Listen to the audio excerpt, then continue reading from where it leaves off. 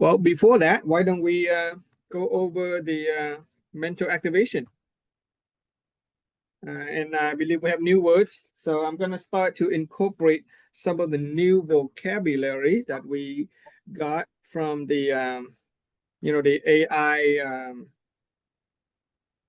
how do you say the AI class, right?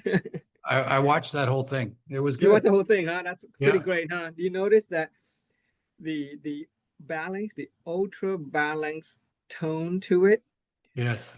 kind of hypnotic. I wasn't, yes, it was, but I wasn't sure what accent that was. So Against the accent, but that it is a was Vietnamese it was different accent, right? accents. That is Master Tuan's accent, you know, of a Vietnamese person speaking perfect English. Yeah. Yeah. Um, No, his did it you? kind of carried on to his voice because even though I didn't understand it at the offline, it's kind of the Mhm. same thing. It kind of hypnotic. Yeah, yeah, and the way the vocabulary was constructed and arranged sort of help us program our mind, our brain, right? The Yeah. way that all the words and the lettering, they're chosen. I think Master Min Barrow, young lady, very intelligent, very beautiful young lady, who worked on that AI stuff, and she put all the vocabulary together, and obviously they didn't do a word for word translation of his actual speech, but they reorganized the entire 2 or 3 hours Okay. lecture into a very concise and very simple to program our brain. It's just Yes. 55 minutes, and if you just listen to it over and over and over, Yeah. pretty soon your brain is going to be programmed to a whole new level of understanding, whole new level of balance and of knowledge and wisdom. It So was a it feels, lesson, yeah, new lesson, and yes, it was good. yeah, it was very relaxing to listen to. It's Yeah. a very enjoyable, very pleasurable experience to imprint those languages. Yeah. So one of the things I got out of that, in terms of language, is our mental activation. So let's do principle of mental activation, and that involves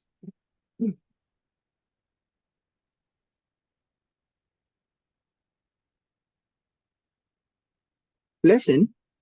Okay, we call them insight. Previously, we say impression, but insight is a lot more meaningful. Okay, insight and realization. Okay, this pen is going to get retired pretty soon. Yeah. Lesson is anything new. Okay, um, insight. What do they use for insight? Do you remember? Is it still applicable? For now, I'm just going to say Oh, applicable. Huh? What is this? I'm You listening. don't Sorry. remember? Okay, it's applicable. Take away. I think it's called take away. Take away, or take away, or applicable. Okay. Okay.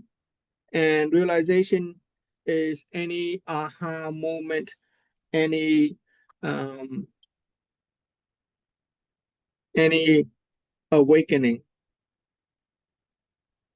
Okay, any awakening within us, any answer to long sought inquiry. The real transformation take place when we experience an awakening. Okay, obviously I'll go back and imprint that and get the appropriate vocabulary. Okay, so yeah, principle of mental activation. And last week we talked about magnanimity. Okay, and at some point I may change this word as well, but for now let's just stick to what we have. We'll operate on the old language until I imprint the new language. So do you remember anything, any lesson, any insight you got I out of remember the sharing on magnanimity? I remember the tolerance. how Okay. how a person can listen to somebody even though they're speaking negative, and you can just block that out. Okay. And you can still communicate with them, but at their level, and try to bring in words that you can make them aware. Mm-hmm. Bron, I seem to be hearing a little softer than usual. I don't know. And A little my what? volume mixer is all the way up. Is it possible to increase your microphone volume? Let me hang on. I think this is my mic. My mic Oh, can you hear is, me now? yeah, I can hear you. I can hear you. Yeah. Maybe if I get rid of Oh, my volume is quite high already. it's the same, right? Okay. Yeah. Spatial will sound like the coming for the okay, use separate audio. Um background speech, zoom, noise removal, low. Let me see, signal processing. Let's see if I can get rid of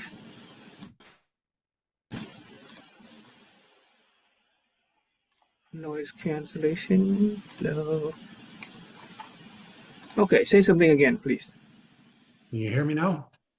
Okay, oh, I guess better now. Okay, Okay. all right. I just have to open my ears a little bit better. Yeah. So yeah, tolerant. Say it again. Yeah, tolerance is accepting other people's beliefs as they Yeah, are, yeah. whether it's different than your own belief, and Mm-hmm. not just accepting the way they are.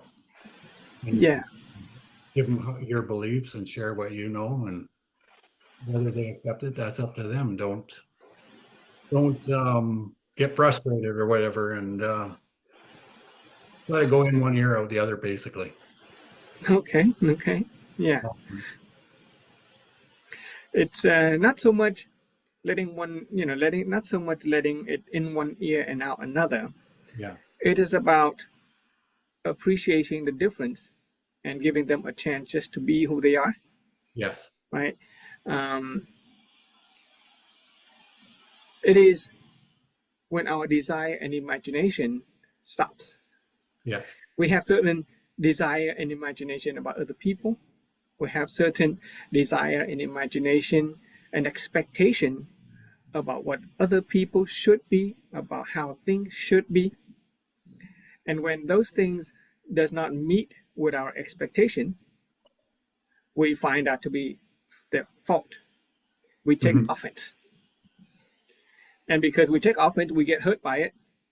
And if we want to save ourselves from being hurt by it, then we are forced to forgive.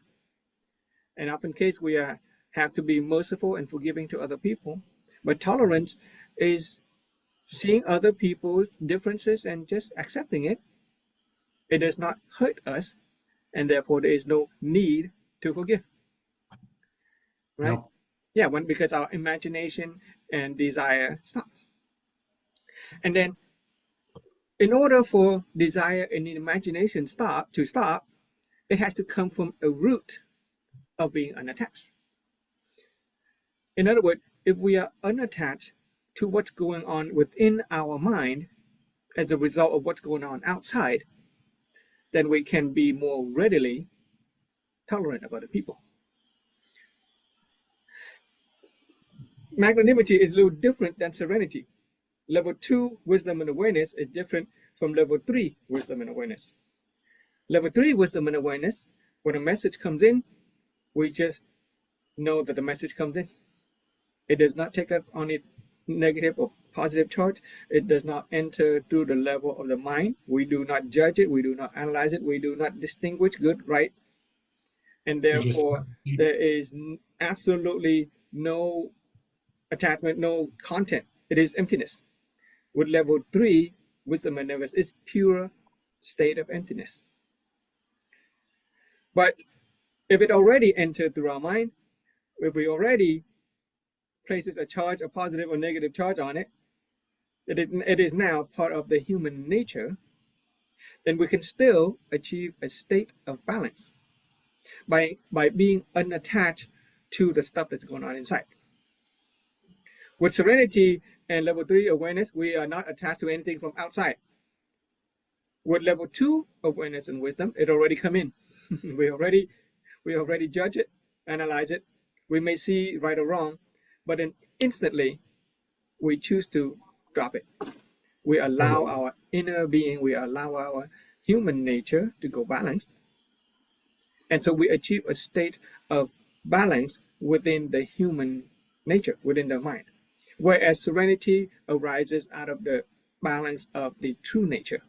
Okay, two different ideas, but we can still save ourselves and other people around us by being unattached to the stuff that's going on in our head. As a human being, we have stuff going on all the time. We're always judging, we're always analyzing, we're always making distinctions. But if we don't let those analysis and distinction rule over us, then we can be free from it, even as we still have the human nature. Yeah, pretty powerful stuff, right? Where serenity arises from a state of no mind, okay, pure emptiness. Magnanimity is a balanced state of the mind.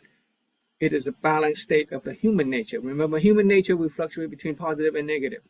We have desire, we have, judgment. But instead of being positive or negative, we just maintain neutrality within our human nature. And so, because we can be unattached, we can afford to be generous with people. We can be giving and forgiving. A person of magnanimity, a person of great spirit, is a person who can afford to be generous to other people. We can forgive them if we need to. We can be merciful if we need to. We can be tolerant if we need to. And because we are unattached, we can give not only our attention, our consideration and regard, but we can also give things like money and material possession. And because we can afford to be generous, and because we're unattached, then we can afford to give again and again and again and again. And if we can be afford to give and forgive again and again and again and again, well, that is pretty much synonymous to unconditional love. Right? You don't have to do anything for me. I can just give you my love. Right? You don't have to do anything for me. I can give you my love. And because we're unattached, there is no limit. If we have a limit, if we are attached, then when giving, you after a while we would diminish, right? We would have, if we give away our physical material fortune, then after a while it would be diminished. But if we are totally unattached, then we can just keep on giving. And we can just keep on loving. And if we can love unconditionally again and again and again, then it is equate to eternal love. And so essentially, magnanimity is unconditional love. It is also equate to a state of being compassionate. I think that is a new word that we at some point will be working on. Okay? Magnanimity is a state of being so generous, so big in spirit, that we can afford to be compassionate with other people. Yeah? Yeah. Okay. Yeah, we can afford to be compassionate. Okay? In other words, the seed of compassion is unconditional love. And the seed of unconditional love is magnanimity, a state of being so generous and big that we can afford to give. And the seed of magnanimity is unattachment to anything that arises within the mind as a result of anything that's going on in the external world. Okay? Just like when we are hungry and after a day work and we go home and we expect certain dinner on the table. For example, if we are used to our spouse cooking dinner and we go home and we see no dinner, that moment we are already attached to the desire for consumption. Okay, we are attached to the identity of our spouse cooking the dinner. But the moment that we see no dinner, in order to protect ourselves and our spouse, we simply drop the desire and imagination for the dinner and for the attachment to the identity of the spouse. We can initiate new desire for different type of dinner. Instead of dinner, just initiate desire for, I don't know, cup of noodles or pizza. And when we can detach from the identity of the person who cooked the dinner, then we don't have to hold our spouse in fault. We don't have to blame our spouse for not cooking the dinner. We just initiate new desire. We go cook our own cup of noodle or we order pizza, and we get to enjoy a new state of experience. Pretty powerful, pretty freeing if we can learn to stop desire and imagination, if we can learn to become unattached. Okay, pretty good, huh? Magnanimity, pretty cool. Yeah, level 2 awareness and wisdom. Pretty powerful stuff. Okay, awesome. So, yeah, great. Let's jump to today's sharing. Let me begin by appreciating you, Yaron and Ambi, and anybody else in the Zoom. I'm very grateful for your presence today. I'm honored by your participation, your continuous support. Okay, I appreciate you. And let's go to honoring gratitude. In the next episode, we will use a slightly different word. Okay, but for now, my note is still on honoring gratitude, so I'm going to go with it. So you're welcome to write this down.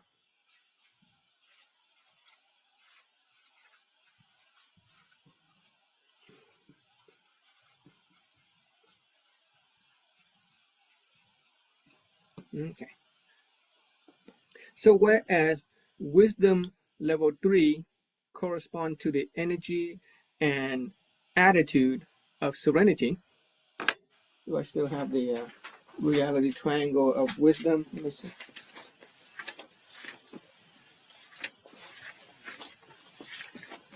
Okay, I'll just reuse this one. So wisdom, okay, so there is the physicality, we'll talk about that, or materiality of wisdom, the information of wisdom at a 5 state of awareness, okay. And then the energy of wisdom are the 3 energy state, emotional state, 3 attitude of serenity, magnanimity, and honor and gratitude, which equates to appreciation and gratitude. So whereas level 3 correspond to the energy and the attitude of serenity, level 2 awareness and wisdom corresponds to the energy and attitude of magnanimity, also known as compassion.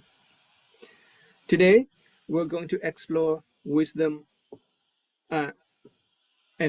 wisdom and awareness level 1. Okay, level 1, wisdom and energy and attitude of wisdom level 1 correspond to honoring gratitude. Okay, so let's do it this way.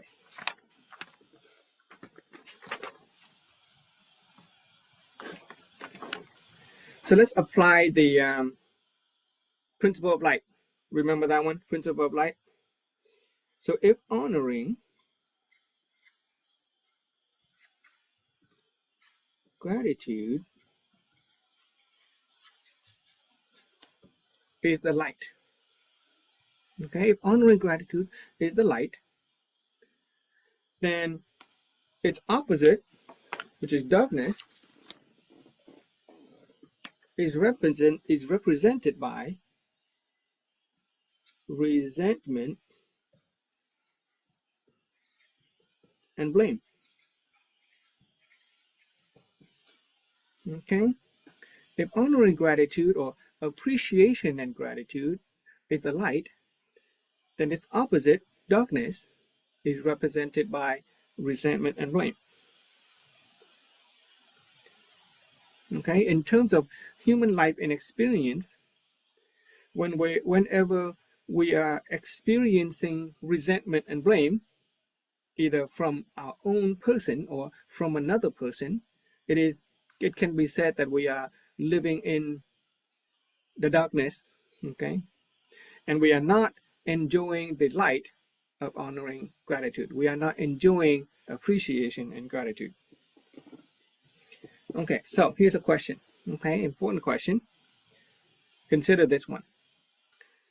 Is honoring gratitude an innate part of our human nature, or is that something that we have to acquire through learning and practice? Is honoring gratitude an innate part of human nature, or is it something that we have to acquire through learning and practice? You don't have the answer yet. Okay, just think about that one. Okay, so is it innate, or is it something we have to acquire? Right? There's that ongoing discussion about certain things being innate and certain things being acquired. Okay, especially in behavioral science, there are things that they say, oh, innate, the things that are acquired. Okay, so is honoring gratitude innate or acquired? Another way of asking is it human nature to be ungrateful or to be grateful? Is it human nature to be ungrateful, or is it to be naturally grateful? You can ponder. Yeah, you can ponder that. I see you pondering it. Okay, let me tell you a story to illustrate, and then see if we can get it.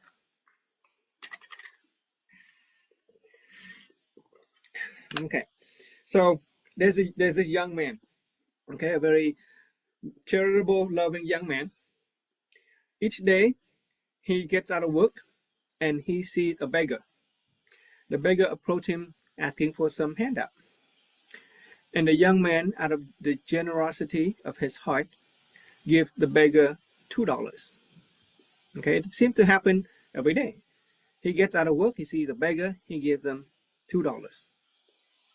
One day, the young man gets out of work, the beggar comes asking for a handout, and this young man gives him only $1. Just $1. The beggar was a little surprised. He asked, how come you give me only $1? You always give me $2. Why just one today? The young man replied, well, to be honest with you, I'm about to get married. I'm about to start my own family. I have to buy a house. I have many things to save for, so I can only afford to give you $1 today. And at that moment, the beggar stepped up, slapped the young man in the face, and said, your damn wife is the reason I have been robbed of $1. Okay, apologies for the the negativity, but the beggar said, your damn wife is the reason I have been robbed of $1 today. So the question is, okay, first of all, have we experienced similar situation in our life? Have we at any time expected something and only received half or less than what we expect?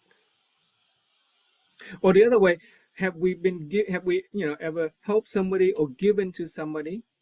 Could be our children, could be our co-worker, our spouse, our employee. Have we been giving somebody something, and after a while, instead of appreciating the stuff that they receive, they are resentful when we don't give it, right? Maybe we've been receiving help from somebody, right? Our spouse, maybe our spouse is doing the laundry for many days. Maybe the spouse have been cooking, and then one day the spouse doesn't do the dinner or doesn't do the laundry. Maybe our children have been getting good grades, and then one day they don't get the good grade. Maybe our employee has been putting in the hours, showing up to work, but then they stop. One day they were late or something like that. And then vice versa, right? Maybe we have been giving and giving and giving. And one day we fail to give in the same quantity and quality, and the person who receive it becomes resentful and blaming toward us. It is as if all of our contribution, all the value we have created up to now have been for naught. As if that last act of falling short erases all the contribution and value that we have contributed to another person's life. We see that all the time, huh? Human life and experience. Okay, so back to the question of, is it the human nature that honoring gratitude is innate, or is resentment and blame innate? Do you want to jump in? Okay, so two way of asking, right? One way is to ask is honoring gratitude an innate part of our human nature, or do we have to acquire by learning and practice? The other way of asking is is human nature ungrateful, or is human being by nature grateful? Just give it your thought. No right or wrong. No right or wrong. Okay. It's human nature for being grateful. You think the human nature is being grateful? Yeah. Yeah. Why do you think that's so? I just think everybody, when you're a baby, you're born, you don't know any better, and you're taught to be grateful from your parents. Yeah. Yeah. Yeah. I think that's, not only that's the case, the sages have also taught us the same thing. Okay. Mhm. When we were little, we were naturally very grateful. We didn't expect much of anything, but when we received the first toy, when we received the first, bottle of milk or something like that, we are very naturally grateful. Mhm. When we receive the first, I don't know, job, oh, anybody remember our first job? Or how about our first paycheck? We're very grateful to the person who hired us, to the first paycheck. Maybe we used the paycheck to celebrate, invite our friends, or some of us saved it thinking of big dreams for the future. We are generally very grateful at first, as if it is part of our human nature to be naturally grateful. We honor the gift that we receive. Yeah, some people still keep around the first paycheck. Some people still keep around the first paycheck. Some people, are very grateful for that first, I don't know, the first time that a girl or a boy agreed to go out on a date, right? We still remember our first love, right? Hello, Mr. Min, Quang Trần Min. Thank you so much for joining us. How are you? Morning, it's the Oh, teacher. I am well, doing good. Thank you for asking. okay. Yeah, we're on the topic of What about gratitude. Okay, so I'm very grateful for your presence today. Okay, I'm honored by by your participation. So feel free to jump in. Okay. you? Yes, Okay. sir. So I am grateful for our lesson as well. yeah, yeah. Okay. So yeah. So it is the case that honoring gratitude is our human nature. Okay. So that's something that we can definitely take pride in. We can definitely enjoy. Okay. That we have it within us. We don't have to go and find it anywhere. Okay. It is natural. It is our natural state of being. Okay. It is human nature to first appreciation and honor anything of value to us. Okay, especially when we first receive it, upon the first reception of it. Okay. Now, it is somehow only later, with repetition of receiving those things, that something else arises. Something else causes us to forget to be honored, to forget to be grateful. And when we forget to honor and forget to be grateful, we eventually become resentful and blaming toward other people and other things. Right? Does does any bride or groom ever say yes, I do to a marriage vow thinking about divorce? No. Right? We always think about good things. Right? The first time that we have our children, right? Our first baby is born. Oh my goodness, it's an angel. We look at our children. We never think about punishing our children, or disciplining our baby. It's a wonderful gift. We are so grateful for it. But somehow, after time, As the children grow up, we start to have a certain expectation. And then at some point, when our children don't satisfy our expectation, we would start to resent them, we blame them, we punish them. Okay? Does a beggar, slap the young man at the first reception of the $2? No. He is very appreciative of the $2, and he keeps on being appreciative of the $2 until that $2 is no longer $2 and it got reduced to $1. Okay? Same thing with, in our work environment. Do we ever expect, to resent and blame our boss or our employer when we first receive the paycheck? No. We are generally very appreciative and grateful for receiving that value at the first. Okay, but here's the thing. So why is it that after a while, honoring and gratitude disappear, and resentment and blame take over? Okay, why does the beggar not appreciate the $1? Why does married couple lose their love at first sight? Right? It is that sense of the euphoric sense of love at first sight. Why do married couples sometime after a number of years lose that euphoria? Why do parents stop perceiving their children as gift and turn to thinking of them as burden? Okay, so in other words, after repeatedly receiving something of value, if we are not consciously aware, our human nature will give rise to the state of something called taking for granted. Okay? If we keep on receiving something and we don't pay attention to its value, we don't continue to nurture the state of honoring and gratitude for it, after a while, we're going to start to take for granted. We start to expect the same thing. Okay? We take for granted our spouse acts of service. We expect the spouse to keep making the dinner, washing the clothes. We take for granted our children. We expect them to behave a certain way. We expect the paycheck. We expect the same amount in the paycheck.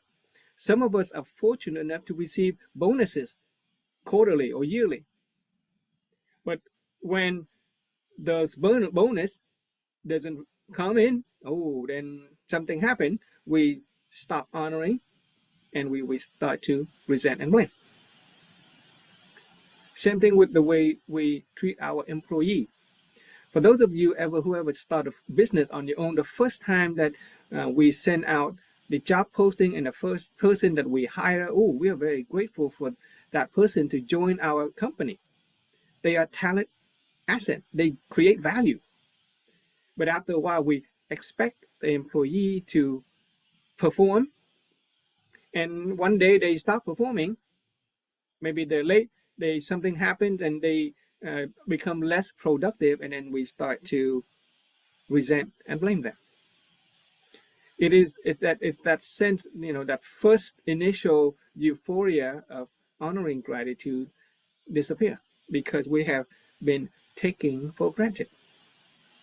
When we take for granted, we expect to receive the same amount of value and contribution. And when the value and contribution does not match our expectation, we turn to resentment and blame. That is why many couples, after many decades, not just after a few years, couples will put up with each other for 20, 30, 40, 50 years. And then they get divorced. Would have saved them a lot of trouble if they just get divorced faster. I'm not saying getting divorced is a solution, but imagine the pain and suffering that you go through putting up with a spouse when we take for granted their presence, their contribution. So when we take for granted for the contribution, then somehow honoring gratitude disappear, and we quickly readily turn to resentment and blame. Okay? So the thing is, taking for granted is a slow process, and it is a subtle process.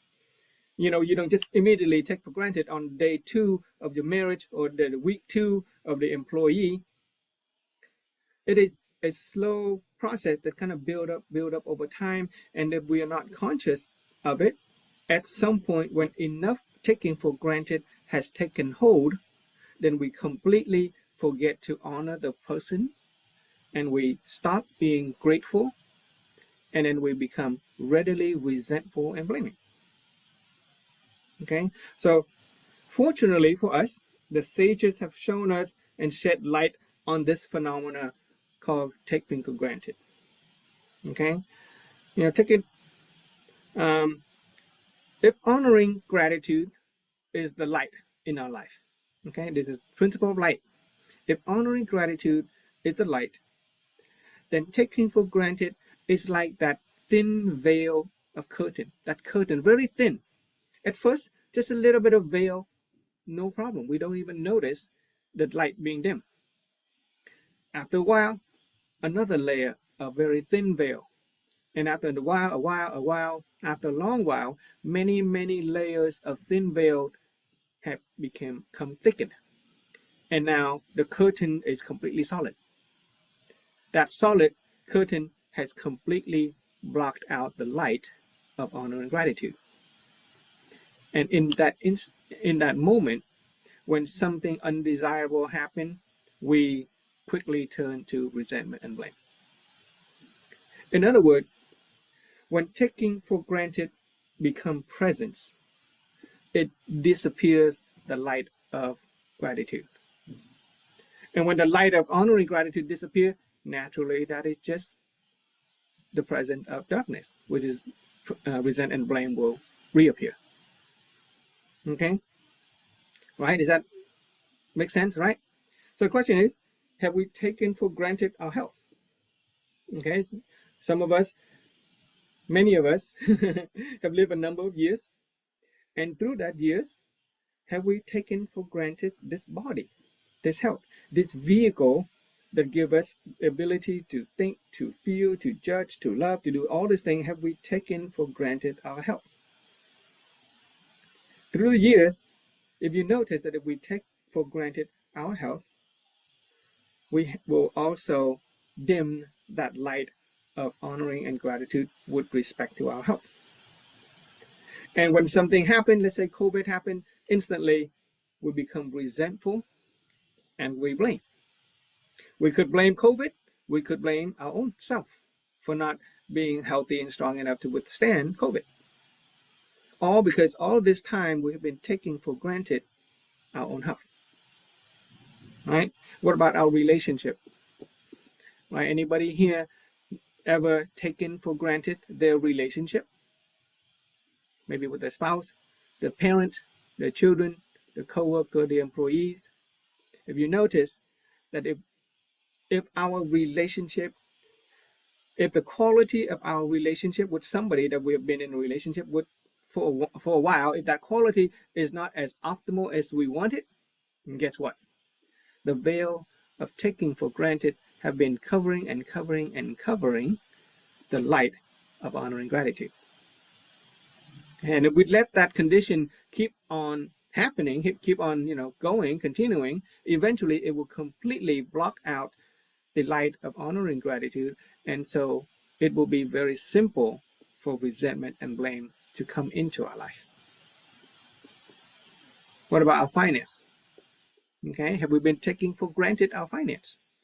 Some of us may have been very fortunate to come into finance. Okay, we have a job, we have a business.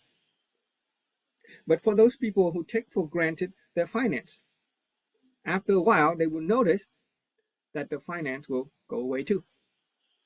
If we don't honor something, if we're not grateful for it, we're not going to take care of it, we're not going to invest it, make use of it.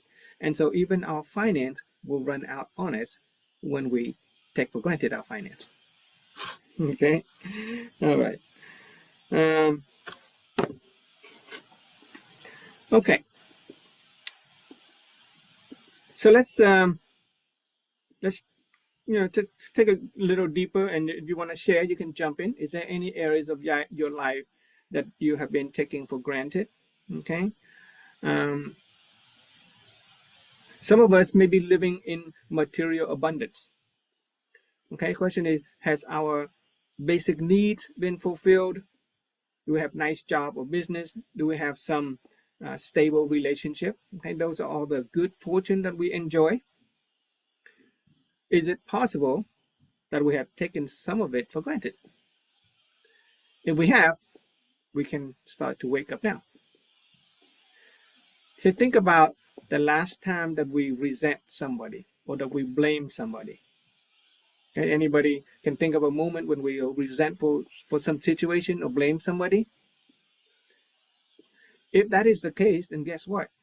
It is very possible that we have been taking for granted that aspect of life.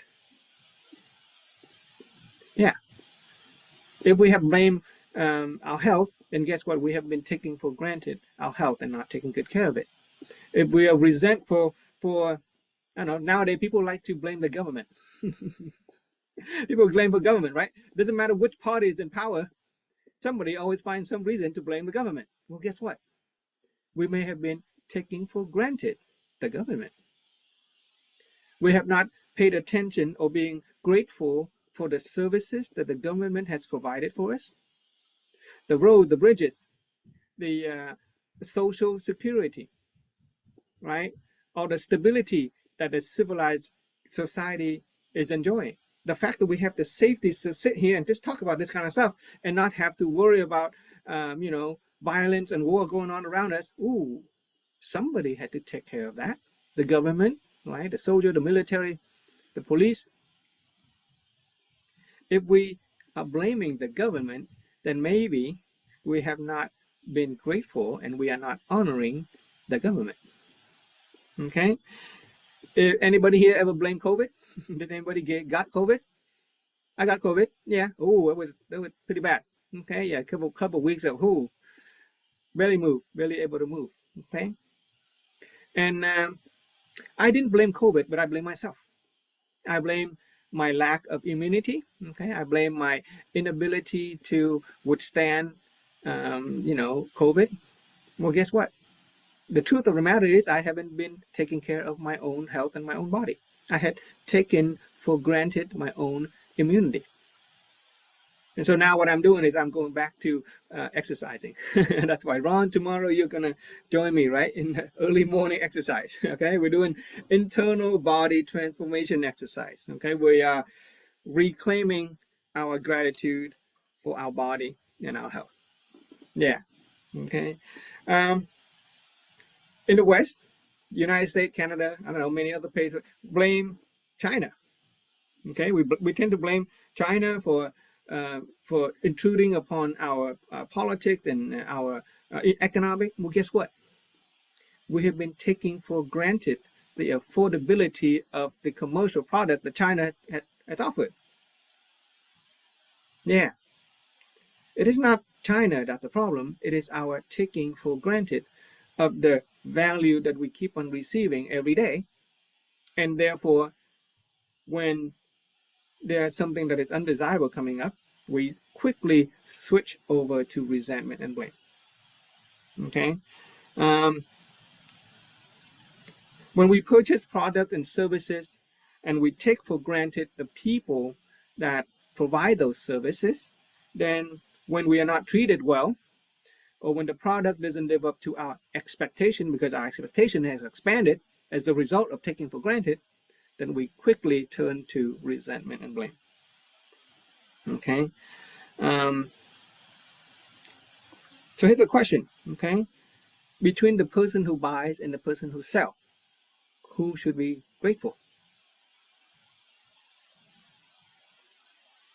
What do you think? Between a person who buys a product or the person who sells, who should be grateful?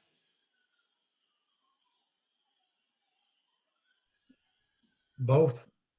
Yeah, that's a Receiving good and answer, right? accepting. Yeah. If you're trying to sell a product, you should be grateful for there being, customer who buy them. Without the customer, we cannot sell anything. But if we're trying to buy something and there's nobody to sell, then no matter how much we wanted to buy, nobody around to sell us, then we're not going to get it either. So it is in the interest of the buyer to be grateful for the seller. And it is in the interest of the seller to honor and appreciate the buyer. Right? In the real estate market, there is the buyer's market and the seller's market, right? There are times when we want to buy a house, but we can't because the price is ridiculously high and there is no availability. And then there are times when we have a house to sell, but we can't because nobody want to buy, no matter how low the prices are. So it is always in the interest of the buyer and the seller to be grateful for and honored by the person who receive our product and services or the person who give us the product and service.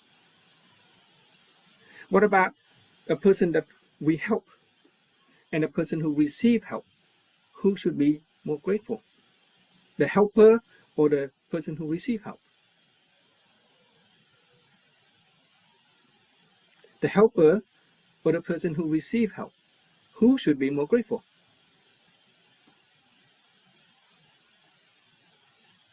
It should be equal. There you go. Yeah, it should be both.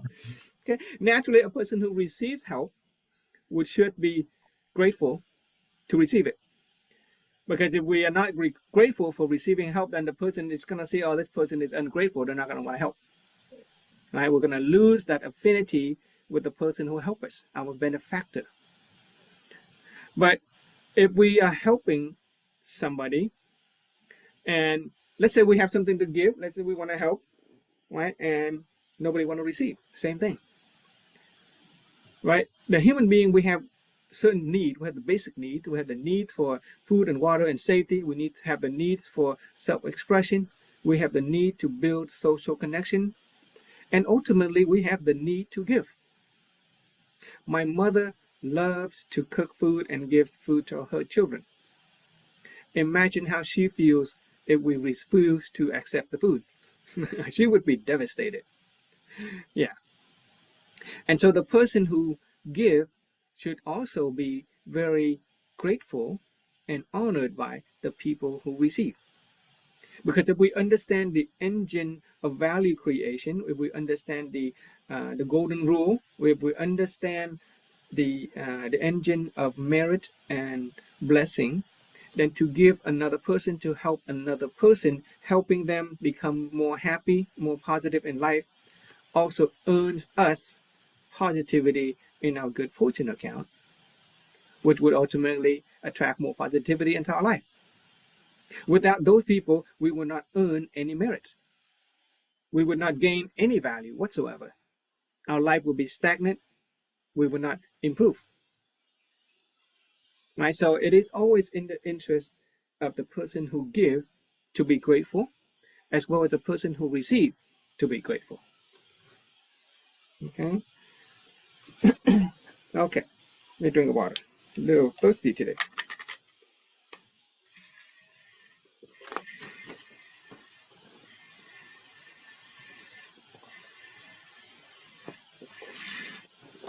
Does anybody have a reality they want to share about not, about taking for granted and not appreciating what we have and maybe losing it?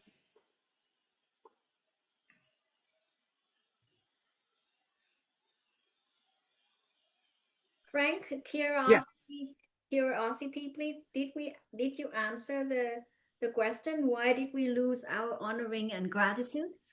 Why do we lose our honoring and gratitude? Yes. Simple, because we take for granted. Okay. And we take for granted because of our human nature called desire and imagination. Our desire and imagination seem to always expand. Right? It's always seem to expand. We receive something, and at first we are grateful for it, but the second time maybe we're still grateful for it, but by the third, the fourth, the fifth, the 10th time, we expect more. We take for granted that initial value. We want more. Our desire and imagination and expectation always expand. it climbs, it goes up and up. Okay. In fact, human nature, we learn in the human construct, right? The human construct, also called the human energy structure, also known as the map of human nature, and the map to our treasure, our true self. That map points to the interior, the inside. The greatest treasure in a human life is our true nature. Our will to hear, our will to see, our will to know, our will to speak and say.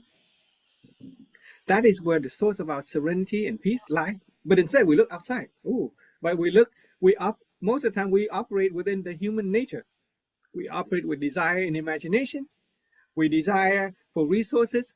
We imagine our appearances, our attachment to identity, our consumption of food, news, whatever, our need for rest. And so it is a human nature of desire and imagination for resources, appearance, identity, consumption, and rest that keeps on expanding. As the moment we satisfy those needs, we want more. And that is because we are looking outside of ourselves. All of that comes from the outside, right? The food, the identity, the sense of our beauty. The thing is, if we keep on looking for outside of us, our expansion of desire and imagination is going to cause us to increase our expectation, therefore leading to the state of taking for granted.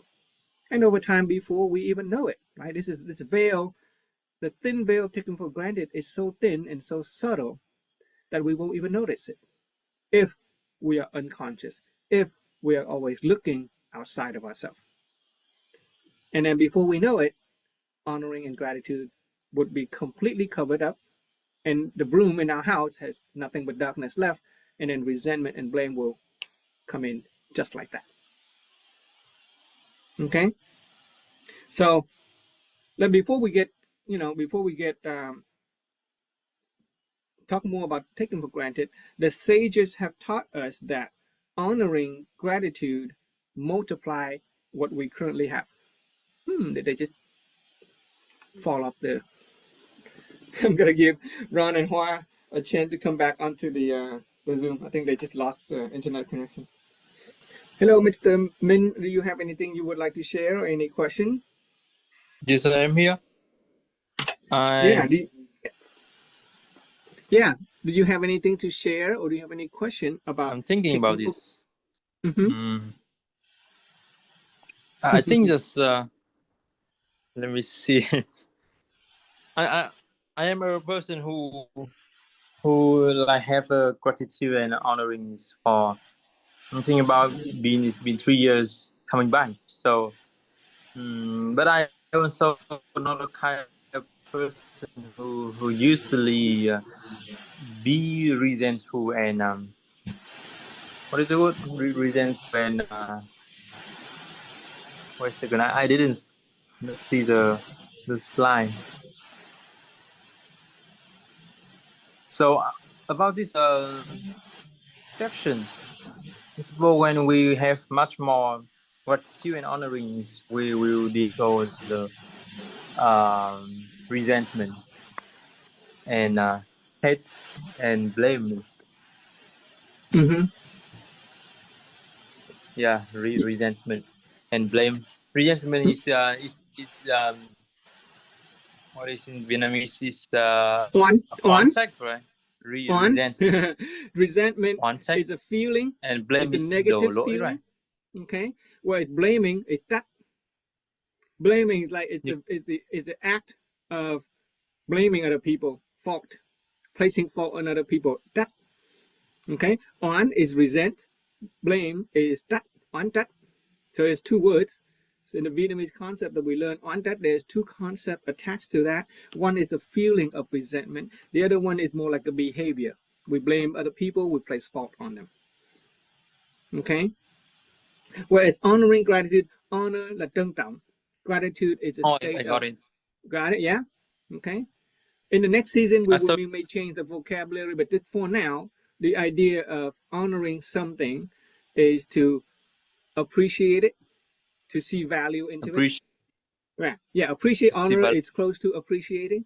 Gratitude is recognizing grace. Okay. The word gratitude is it has a root in the word grace. Okay. Grace is like a blessing from God. We recognize that we are blessed. We are recognized that we are being graced Yeah. by by God. Okay. Earn. Okay. Gratitude has to do with earn, which is the grace and blessing. Honoring has to do with appreciation and value. Yeah. Yes, I understand. Yeah. Okay. Gratitude. So I would like to reconfirm that. So resentment is only one, right? On and then And blame blame is is that. check. I Yeah. got it. Okay. Blame So is there's a check. bit of a bit of Resentment a is. translation I sharing there. Okay. This is more like a feeling. Okay, a feeling of resentment, but that feeling will lead to the behavior, the act of blaming other people, placing fault on them. Okay. Good question. Thank you for the question. Yes. I appreciate that. Okay. So yeah. Okay. Thank So you for your. mm, Yes. okay. So there's a couple of there are some words of wisdom. Okay, and I think it's a good idea to write down some words of wisdom from the sages. Okay. If you guys have a chance to write things down, I invite you to write some words of wisdom.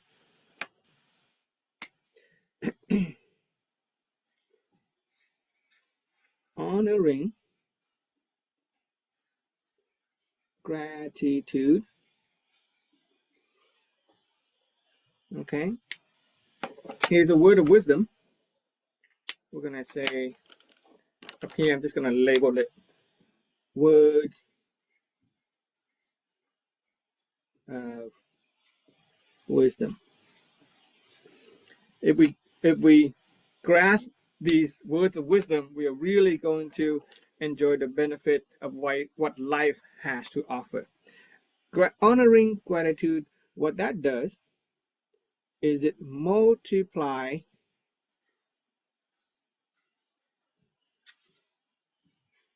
what we currently have. Okay, so take a look at that one.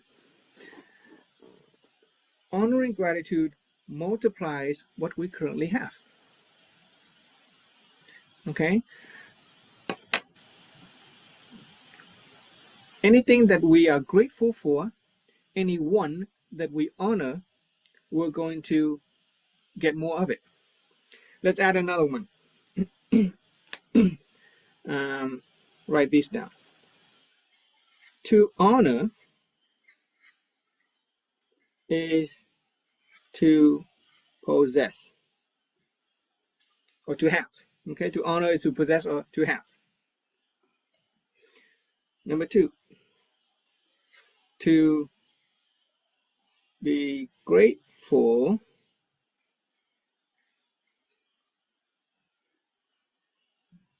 for is to make it last. Okay, to honor is to possess or to have. To be grateful for something is to make it last.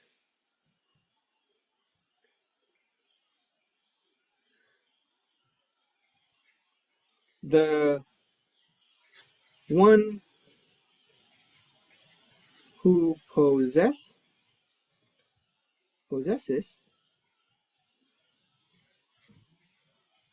does not honor.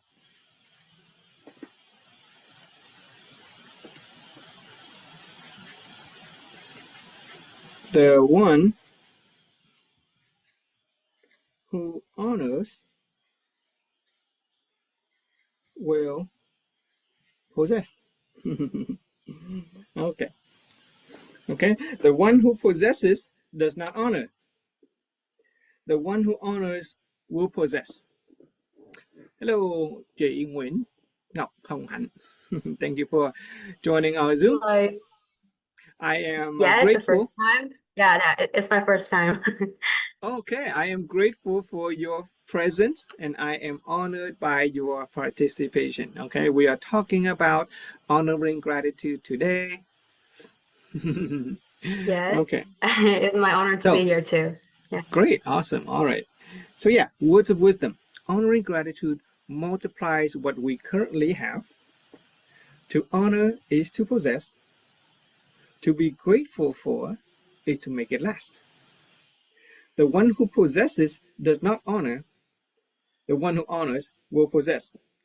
This part is pretty interesting, pretty true.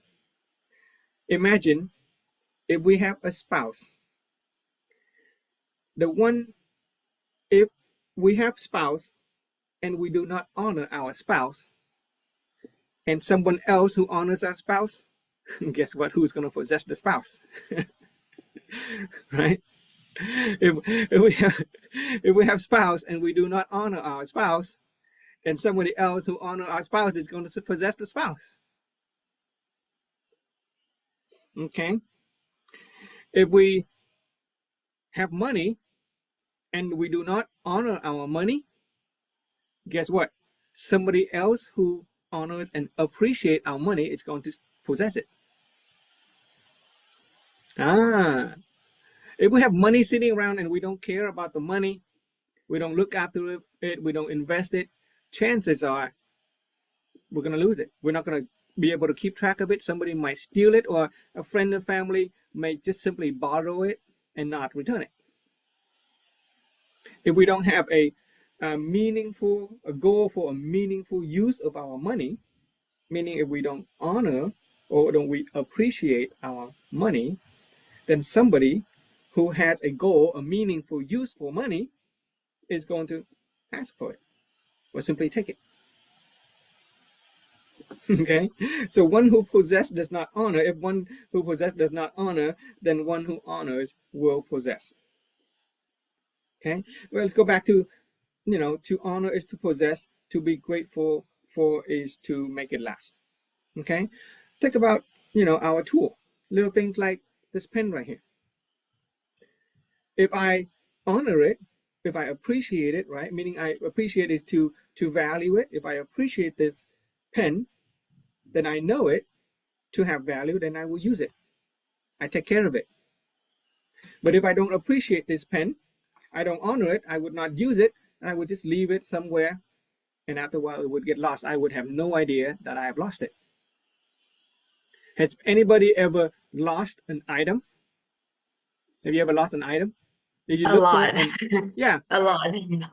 Yeah. We may have buy something. At first, we may think it has great value, so we buy it, but we don't appreciate it. We don't honor it. We don't take care of it. We don't even know where we put it, and it could end up in our garage, in our shed. It hidden. So anything that we have lost track of it is essentially we no longer own it. We can't use it. You lost your cap yesterday, Mr. Min. You said that. Okay, now you can look. Oh, okay. Do I really honor? Do I really appreciate my cap? Right? Or have I taken for granted the cap? If I have taken for granted my cap, then after a while, the light of honoring gratitude with respect to my cap has dimmed out, and therefore it goes away. Okay, to be grateful is to make it last. Okay, does anybody here have something that lasts them a long time? Could be a watch, could be a car. I have a t-shirt that is 30 years old. 30 years old. I got it in high school. I still wear it.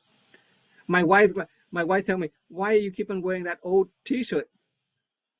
She is interested in my identity, my appearance, right? She has desire and imagination about my appearance. She wants to see a husband who looks good and fashionable. But there are t-shirts that are 30 years old.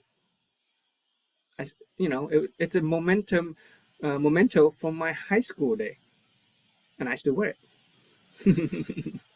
Why? Because I'm grateful for it. It brings me certain non-material, intangible value, okay, great feelings, and so I still have it. I hope they're not white. Huh? I hope they're not white. No, I think I got some old white T-shirt that's pretty old too. Yeah. I have a radio control car that is 35 years old. Yeah, the first radio control toy car that my uncle has given to me, and I take great care of it.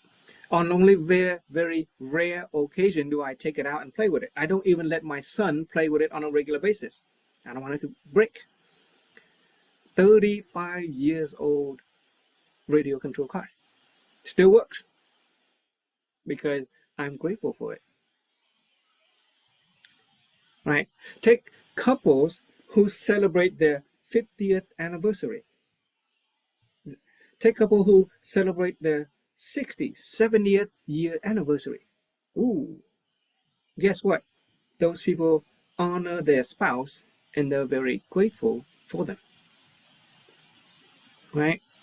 So, yeah, the words of wisdom of the sages are really true.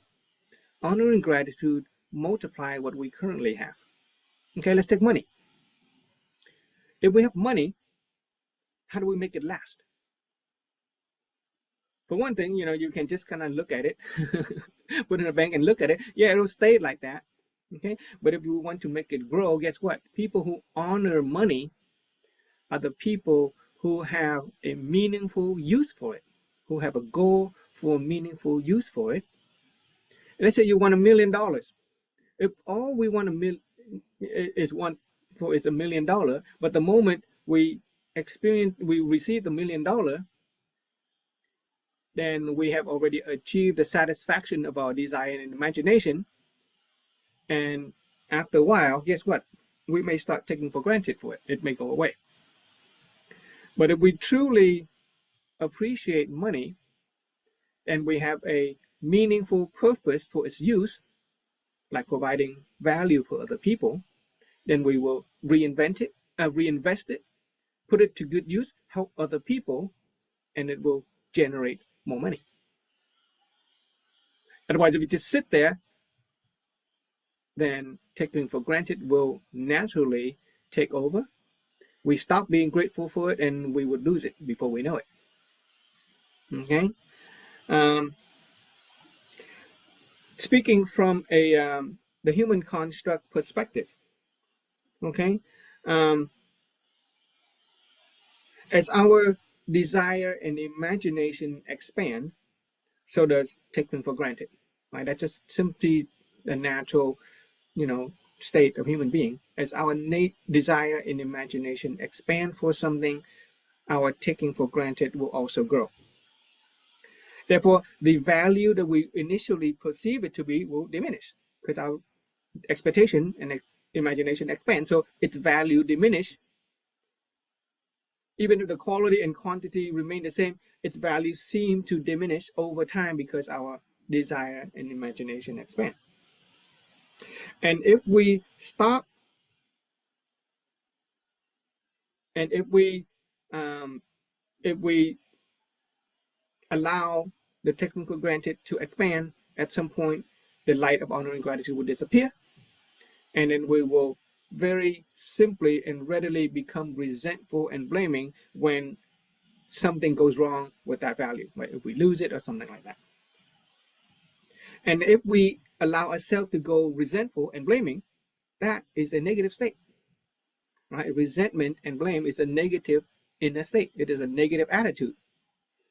And if we have negative attitude as the seed of our inner being, guess what kind of fruit we are going to bear? If we have negative seed in our garden, then that negative seed is going to grow into a negative tree. It will bear negative fruit. We will experience negative circumstances. We will experience negative affinity with other people. Our life goes downward. We get more and more undesirable things when we allow taking for granted to appear, when we allow resentment and blame to take hold. Okay? Fortunately, the sages taught us that honoring gratitude will multiply what we currently have.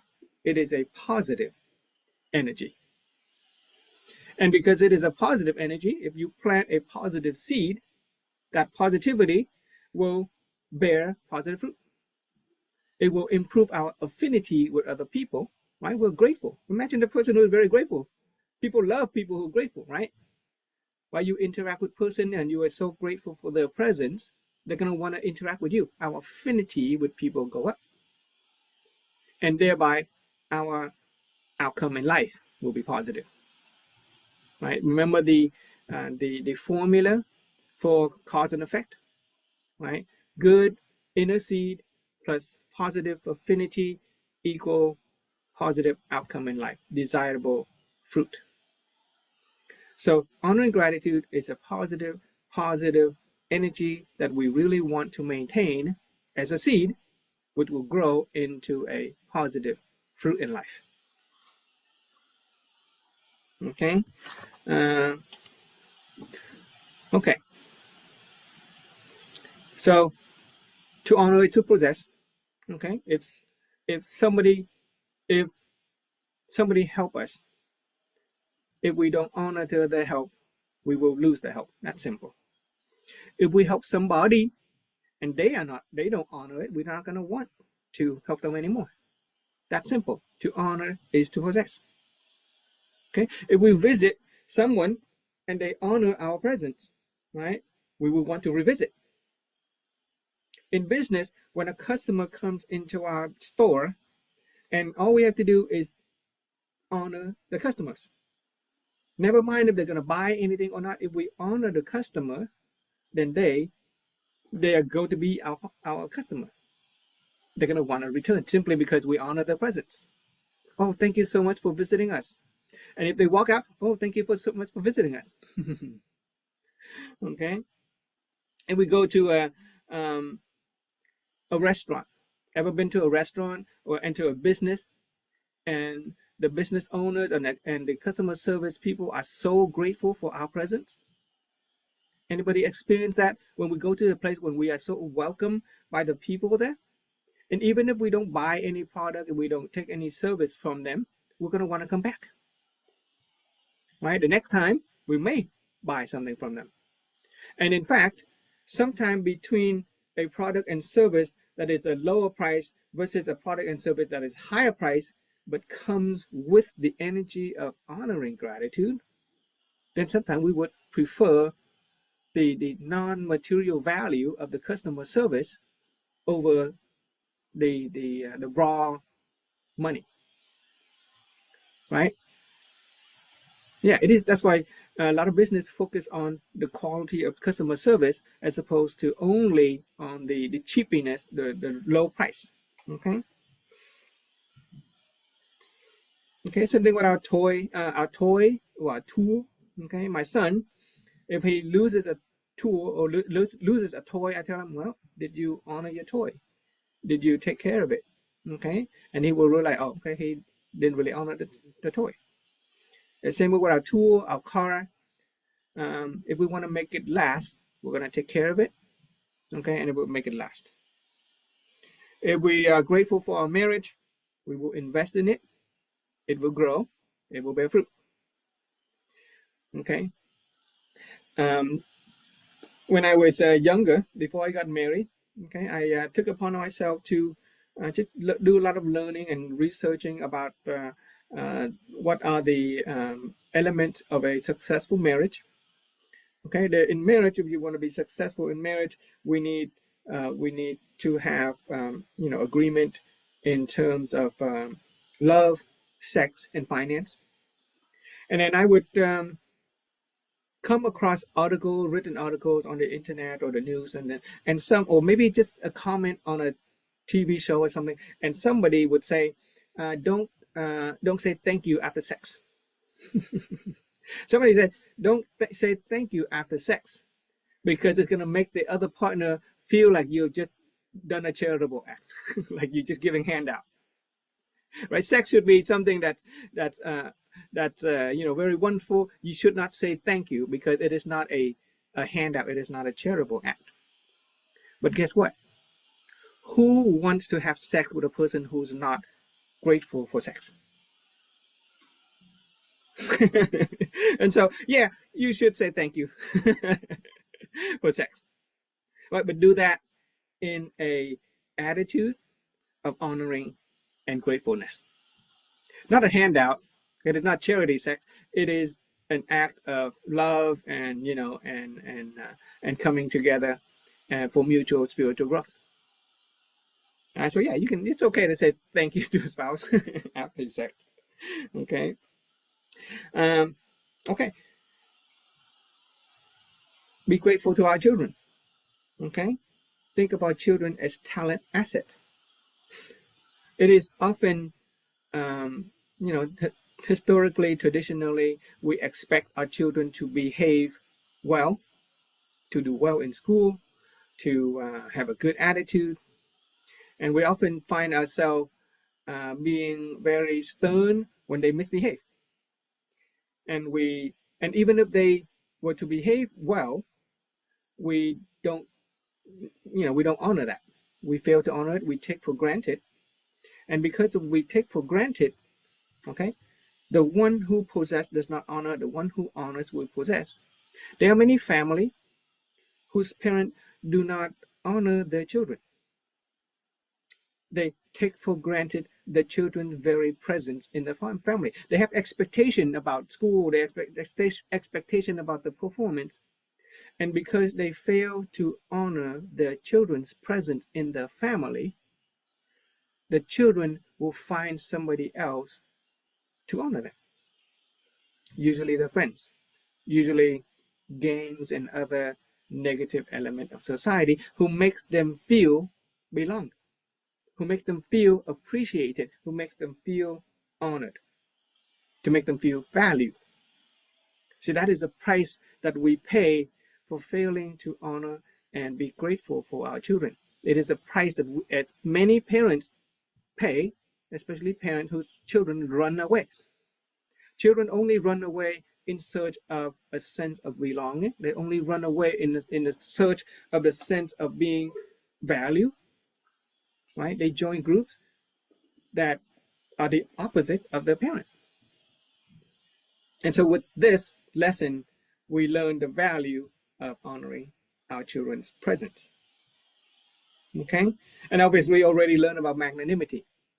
If our children misbehave or something, we learn that tolerance is the energy that allows another person to be. We don't take it in as a negativity, and we allow them to be who they are with the intention of directing them toward positive self-voluntary development. Okay. Okay, so let's see. So we already talked about the honoring gratitude is a positive inner state. Okay, according to the operating principle of the conscious mind, positive inner seed will bear positive fruit, will attract positive people and circumstances. Okay, that's simple. Who wants to be around negative people? Just sometimes it's more simply to ask the negative question: who wants to be around negative people? Right. So be positive. Okay. In other words, if we can recognize the importance and the significance of the energy of honoring gratitude, then by honoring the people around us, by honoring our body and becoming grateful for our own health and our own relationship, then we will reap the positive fruit of it. Okay? If we honor our body, if we appreciate our health, we will work to make it more fit, more balanced, stronger, faster, flexible, more beautiful. Okay? If we honor our mental health, then we work to increase the level of serenity. We will work to increase our wisdom and clarity.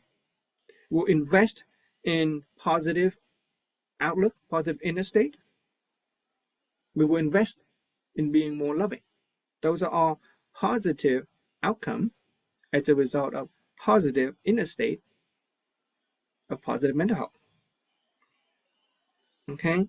If we honor people, think of them as talent asset. We honor our mentors and masters. We will increase our affinity with people, attract more people into our life, positive people into our life, attract specialists, experts to help us with things that we need. Okay. If we honor knowledge, okay, transformative knowledge. Not only do we learn some information, concept, but this knowledge, this philosophy of root education or education from the root, if we honor it and if we are grateful for it, we make it grow, share with other people, and we will benefit from it even more. Okay. The more we learn about transformative knowledge, the more we're going to able to rise and stand above life's problem. It is not about fixing our problem. Notice that we haven't said anything show you how to fix any of life's problem, but after learning this knowledge, this philosophy, we find that problems don't really hold us down anymore.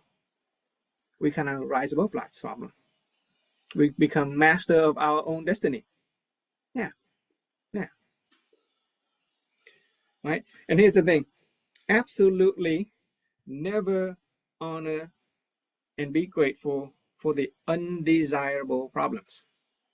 That's very important, because honoring gratitude will multiply what we currently have. That's an important one. Okay. Never honor the undesirable things in life. Some people are attached to problems. They derive a sense of identity, ego identity, out of the ability to solve problems. Some people are attached to suffering. They get a peculiar sense of pride from being able to suffer well. Well, guess what? This word of wisdom hold true. They keep on getting more of it. They keep on getting more problems so they can solve. They keep on getting more pain and suffering so they can be proud about, be proud about the ability to suffer pain. We stand above life's problem. We do not honor problem. We honor and we are grateful for the lesson that we learn from the problem. Because to honor the problem is, last year, let me show you. Last year I was sued, a business lawsuit. Somebody sued me in a business lawsuit. Immediately, I initiate level 2 awareness and wisdom. Root cause of life begin with me. I don't blame myself. I don't blame the other people. I try to initiate level 3, emptiness of being. If I couldn't, at that time, I was not masterful enough to initiate true emptiness. At least I had the level of magnanimity. I was not attached to it. To honor the problem and be grateful for the problem is another way of saying, oh, I want a lot of lawsuit. Right? Yes, I learned a lesson from that lawsuit. I learned a proper way to do business. That is a lesson. I'm very grateful for the lesson in terms of how to do business.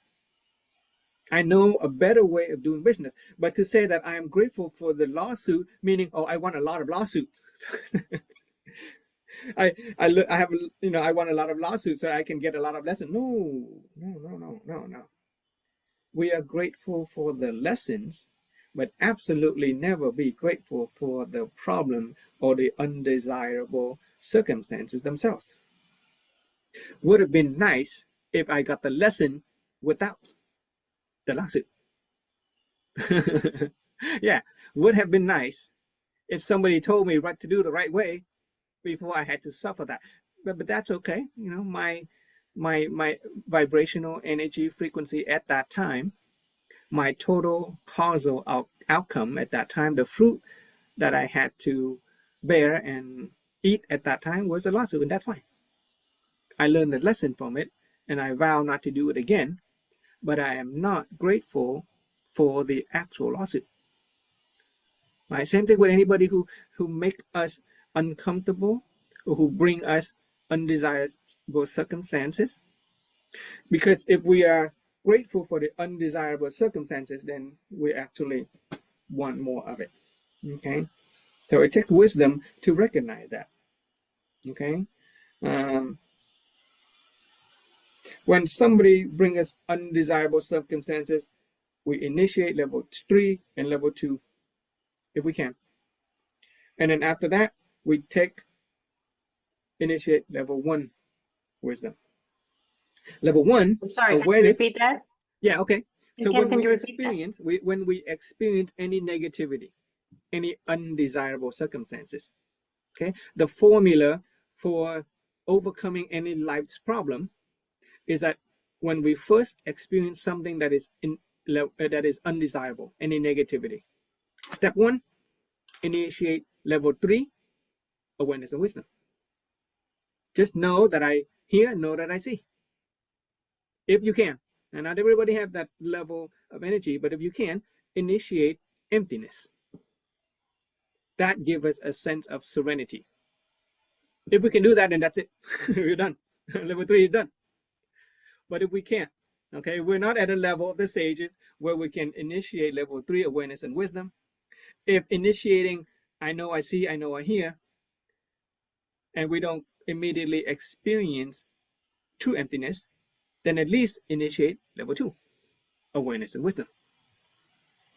Root cause of life begin with me, and I don't need to blame other people. Okay, root cause of life begin with me. Right? Recognize that from the human construct, human energy structure, that whatever outcome that I'm experiencing, it is a result of my total causal affinity and total causal outcome in life. Things that I've done in the past, choices I've made, have brought about this outcome, and it's okay. Okay, level 2, awareness and wisdom, allow us to protect ourselves from going negative.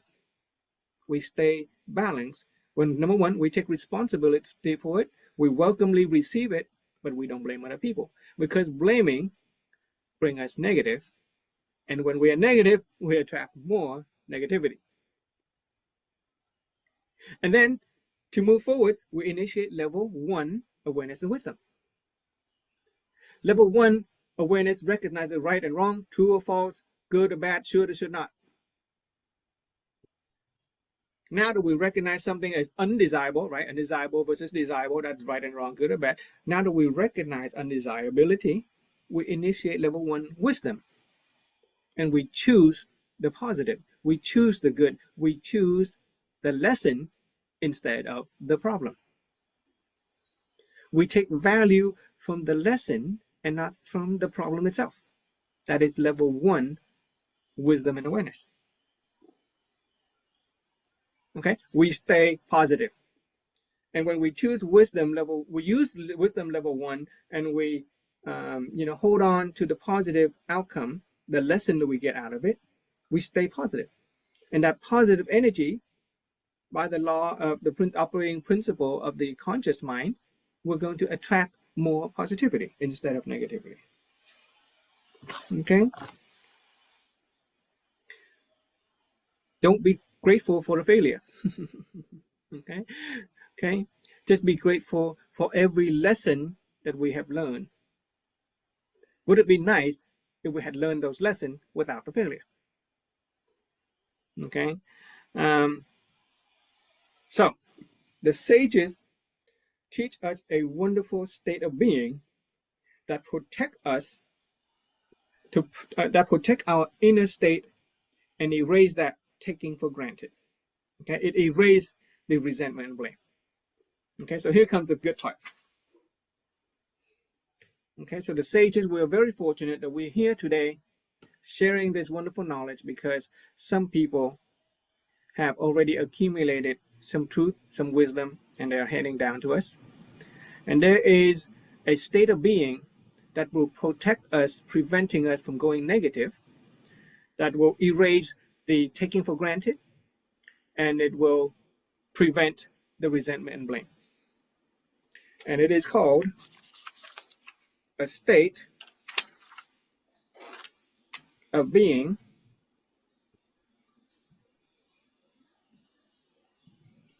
touched and moved. Okay. Touch and move is a state of being that allow us to nurture the light or the seed of honor and gratitude. It helps us erase resentment and blame. It helps us get rid of taking for granted. Okay. Touch and move. So let's see if we can write it in a way. I'll just say it, you can write it down. Okay. When the state of being touched and moved appears, taking for granted disappear. Okay.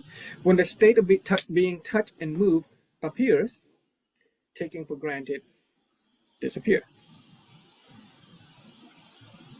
When taking for granted disappear, honoring gratitude lights up. Right? Basically, when touch and move appear, we get rid of the curtain. Get rid of the curtain. When we get rid of the curtain, then the light of honoring gratitude shines again.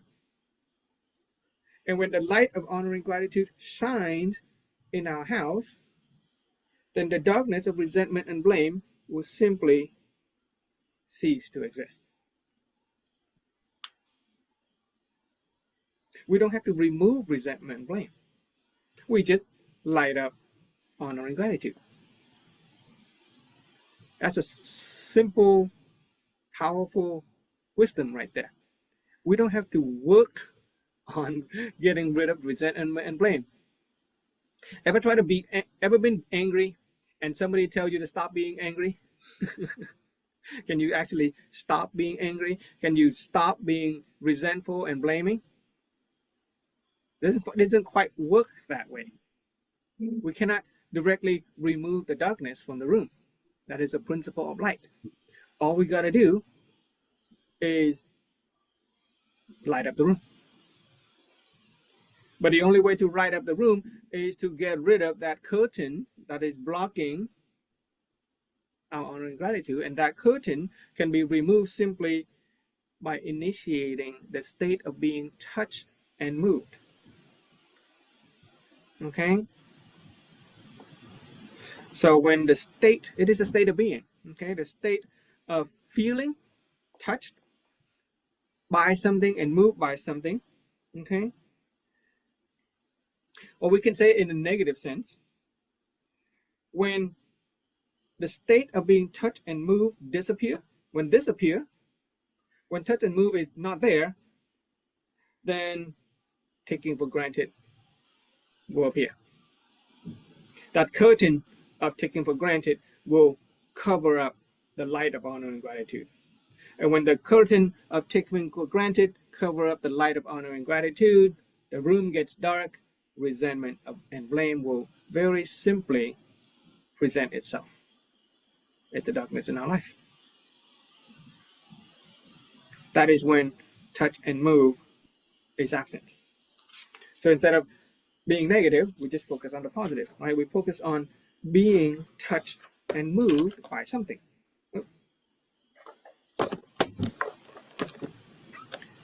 Okay, so we actually have a source concept, a definition of being touched and moved. So let's just write it down. A state, okay?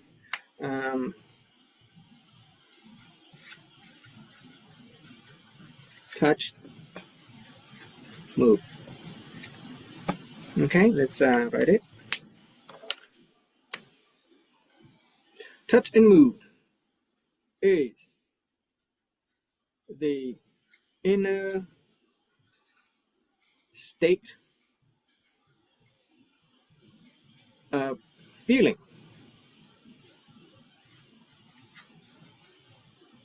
such that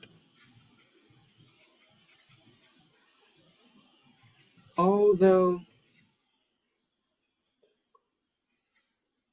we may not deserve something, comma, we nevertheless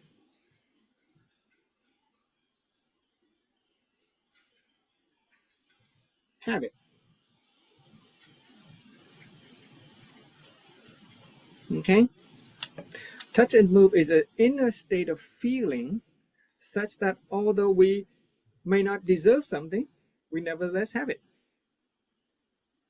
Okay? Touch and move is an inner state of feeling such that although we may not deserve something, we nevertheless have it. And that which we have received exceeds our nature of desire and imagination. Okay, for the present reality of resources, appearances, identity,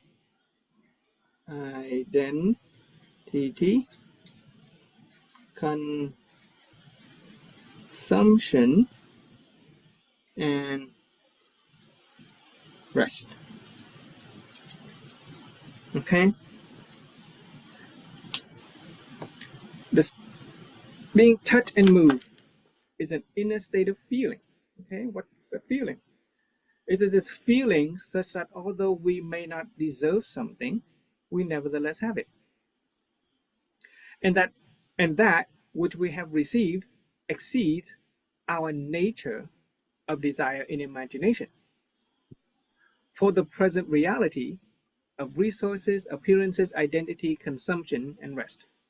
A human being, we have those interests, those basic needs, those attachment to resources, appearances, identity, consumption, and rest.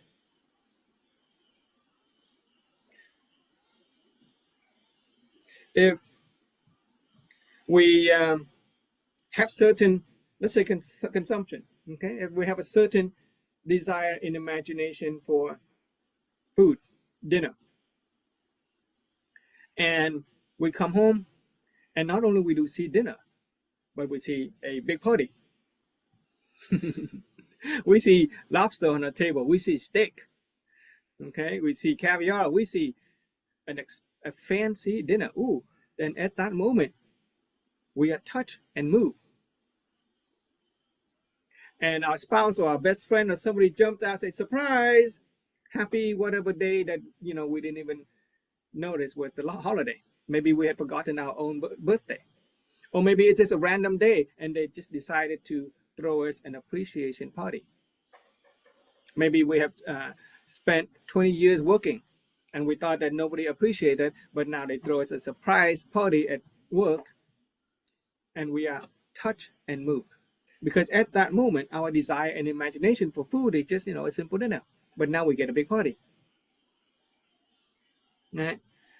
So it is still the operating mind at work. It's still the human nature at work. But it is a state in which we realize that, oh, we may not deserve that in the first place, but we have it. We didn't imagine it, we didn't desire it, but we get it anyway. Okay? it is a feeling. Okay, it is a feeling that we, now that we have wisdom level 1, can choose to initiate. We can choose to be into that state of feeling, even for things that we have been receiving every day in the first place. So when we come home and we see the same dinner that we have every day, right now it's not a surprise. Okay, it is not a big surprise. It is not a fancy dinner. It is just a regular dinner that our spouse has been cooking every day for the last however long, many years. But now that we have wisdom, we can put ourselves in a state of feeling that, oh, wait a minute, maybe we didn't even deserve it in the first place. Just because our spouse has been cooking this dinner for the past 20 years doesn't mean that we have deserved it. Our spouse could have been cooking that dinner 20 years for somebody else.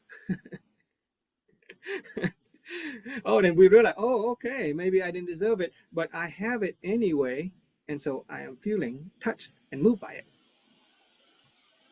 And if we every time we sit down to a dinner, we suspend our desire and imagination, then whatever we receive is like the first dinner date, right? It is a state of feeling that we deserve something that we may never have deserved in the first place, but we have it. Because if we don't nurture that feeling, then we have something. Okay, the opposite of that is we have something and we feel like we don't deserve it. Okay, this is not what this is about. Let's say I have it. There are couples, there are spouses and who have a spouse, and they keep on having a negative feeling that I don't deserve you, I don't deserve you, I don't deserve you. That's a negative state. And guess what? After a very short while, the spouse or the boyfriend will leave. And so yes, they will nurture the negative state, I don't deserve it, and therefore they're going to get the negative outcome. But that's not it. This is not it. This is a positive state. The appreciation that I have it. It is the having first. Okay, I have it, even though I may not deserve it in the first place. It is a positive state. Whereas I don't deserve it. I don't deserve it. It is the focus on the negativity. And if you're going to focus on negativity, you're going to get more negativity. You're going to lose the spouse. You're going to lose, whatever we have. But honoring gratitude multiplies what we already have. And the seed of honoring gratitude is being touched and moved. So we can go about our life and we can start counting our blessings. Back when I was depressed, I was sick and depressed, mentally depressed for a long time, over 20 years. One of the practices of cognitive behavioral therapy that my therapist advised is to make a list of all the things that I am grateful for. Beginning with, number 1, I survived my own birth. Okay, I survived my own birth. We should be grateful for that. Not many children survive their own birth. Right? There are people in the other part of the country, even in the United States, children are born after a few hours, they just die. Some children don't even get to be born. But the fact that we survive our own birth, ooh, that's a blessing. That's great fortune. What did we do to deserve being born? We didn't do anything, yet we were born. We get the chance, the many chances to experience life, right? To feel, to learn, to grow, to love, even to experience pain. Some people don't even have that chance, yet we do. And so we get to be touched and moved by the fact that we are born. What about the fact that we have our children? Okay, our children, they were born. Yes, it is natural when on the first day the children were born, we were very touched and moved. That's simple because, we were grateful for it. But after a while, let's say 20 years later, our children are now 20.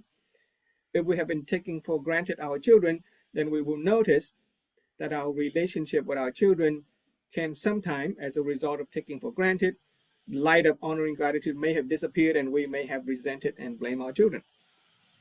So just go back. to the state of being touched and moved. Realize that, oh, our children are in our life and we may not have deserved it in the first place. That child survived his or her birth so that we can have this 20 years with them.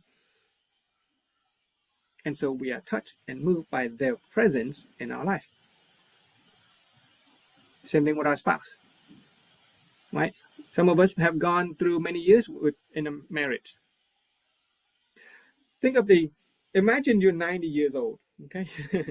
and you're used to your spouse nagging you, giving you trouble.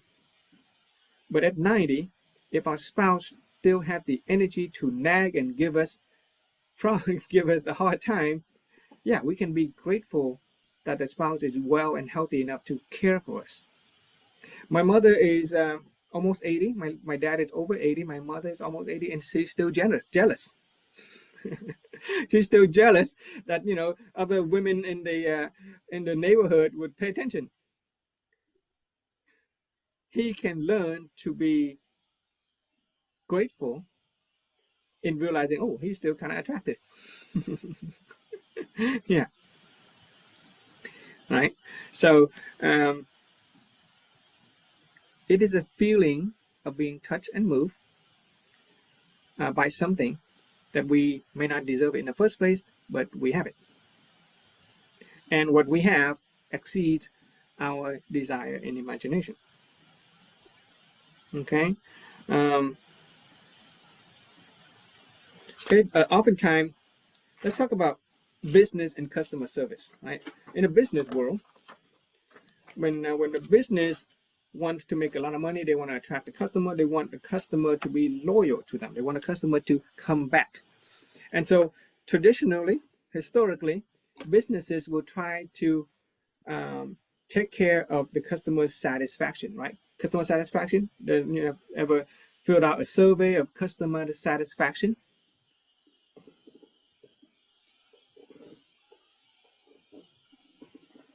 Okay. So businesses will try to manage the customer satisfaction. But what do they do? How do they do that? They would usually give some kind of bonuses or gifts. Take for example, free shipping. Let's say we buy something on Amazon or on the store online, right? Historically, we have to pay for shipping. After a while, businesses try to increase the customer satisfaction, meet their desire and imagination by offering free shipping. And so at first, customer, oh, okay, I get free shipping. I feel very good. I'm going to come back and buy the product from the store. But after a while, the customer take for granted free shipping. And so now the store had to find other ways to meet our expanded desire and imagination. They give gift, okay, surprise gift. We buy something and we get something else along with it, a prize gift. And after a while, at first, customers are very happy to receive the surprise gift. But after a while, the customer would take for granted the gift. Their desire and imagination has expanded, and so now they expect the gift. I only buy from a store that give me gift. You used to give me gift. Why no more gift? I'm not going to buy from you anymore. So traditionally, businesses try to manage customers' desire and imagination by offering gift, by offering free shipping. But all of that satisfaction of the desire and imagination cannot keep up with the expansion and the rising levels of customers' needs, taken for granted. But in fact, what happened is that businesses inadvertently train the customer to expand their desire and imagination, inadvertently train the customer to take for granted the gift and a greater benefit. Okay? And what happened is that, when the business stopped giving those gifts or it stopped giving free shipping, then the customer turned to what? Resentment and blame. You used to give me free shipping. Why no more? You used to give me gift. used to give me coupon. Why no more? I would go with somebody else. So the business are always trying to raise each other in satisfying the desire and imagination, which is constantly expanding, and it's not very effective. Okay, thank you, Mr. Dong Quang Min, for your comment. Okay, I'm grateful for your presence and your participation as well. So, guess what? We are very fortunate because the sages have taught us a more effective way of managing customers' state of being, touch, and move. Okay, because if we keep on trying to satisfy patients, customers' desire and imagination, we're just going to chase after the expanded expectation. We chase after their taking for granted, and when we fail to live up to the expectation, right, the taking for granted has already taken over. The customer is no longer grateful. They will turn over to resentment and blame, and we lose our customers. Fortunately, what we learn here is already something that I already shared. We initiate the inner state of feeling, touch, and move first. When the customer comes into our store, we offer them our honor and our gratitude. We are grateful for their presence, and we are honored by the fact that they are there just looking. We do not expect them to buy anything. It is the gift of our heart. Okay, remember the 7 great gifts of life? The gift of our heart, the heart of gratitude. And how many times can you give somebody the gift of heart of gratitude? There's no limit. If you give material gift, you're gonna run out. Right? It costs money to give free shipping. It costs money to give surprise gift. It costs money to offer coupons and discount. But it costs absolutely no money to give another person the gift of being touched and moved by their presence. And so when the customer comes into our store, I'm so grateful for your visit today. I'm honored by the fact that you stopped at our store. Please take a look. If I can help you, I can. And if you walk away, I am grateful as well. It is the law of attraction. It is the law of a matching vibration. Okay, vibrational energy frequency. When our vibrational energy frequency is that of honor and gratitude, honor and gratitude, if being touched and moved is the seed that we plant within our inner being, it will resonate and would cause other people to also be touched and moved. People will simply naturally be touched and moved by our state of being touched and moved. If we simply honor the presence of our customer and be grateful for their visit, they will simply honor our presence and are grateful for our welcoming. Okay? We may not deserve their visit, but they visit us anyway. Ooh, think about that, right? There are so many other stores, but the fact that they have taken the time to visit our store, that is enough for us to be grateful, enough for us to be touched and moved by it. We can initiate desire for a customer to visit us, but we don't set any expectation.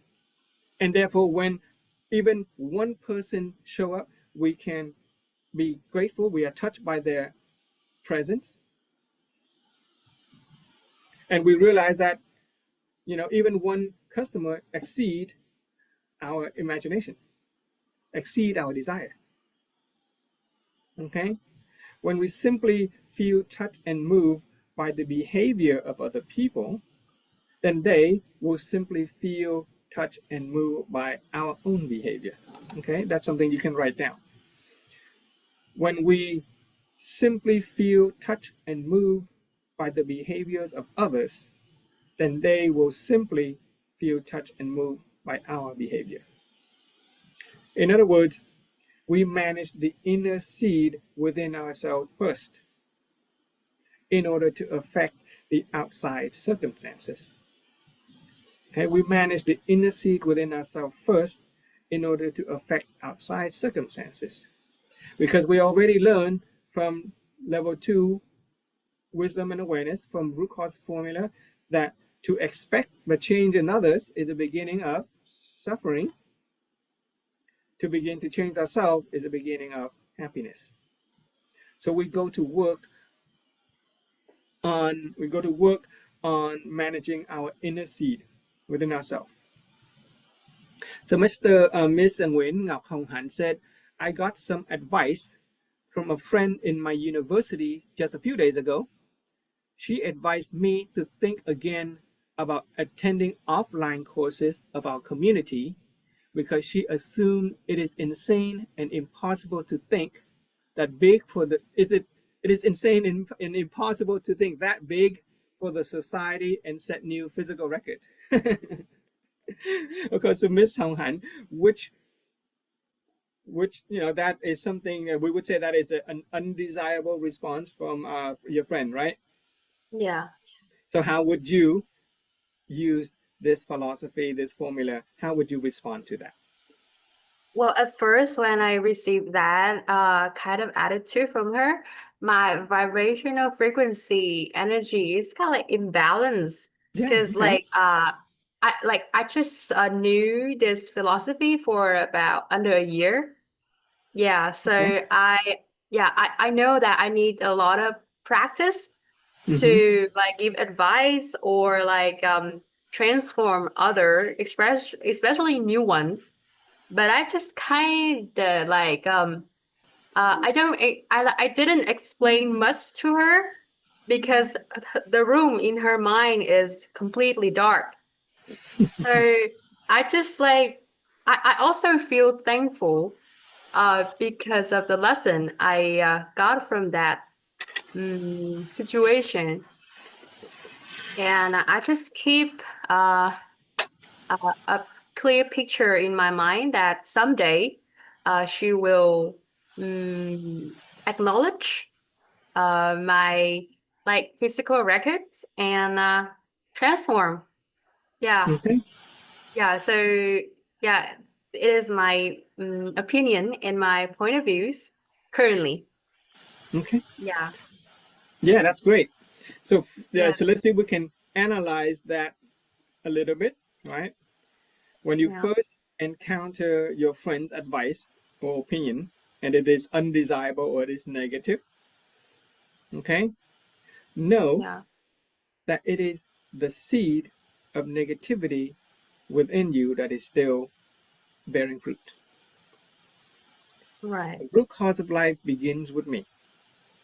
Whatever seed of mental images that I have for another person, you see that person as being negative, right? Guess what?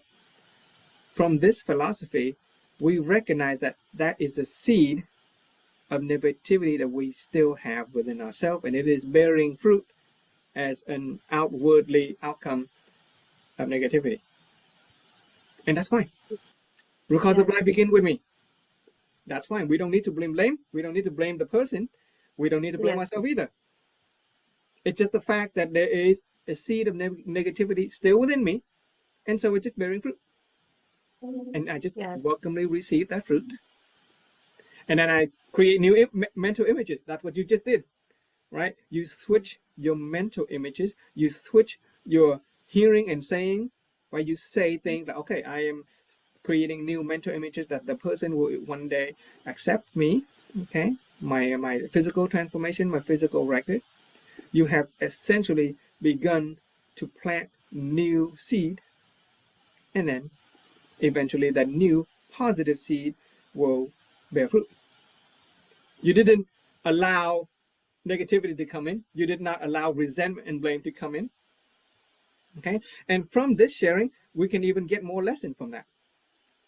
We can be grateful, not for the fact that they, are negative toward us, not for that, but for Okay. the opportunity to grow from it.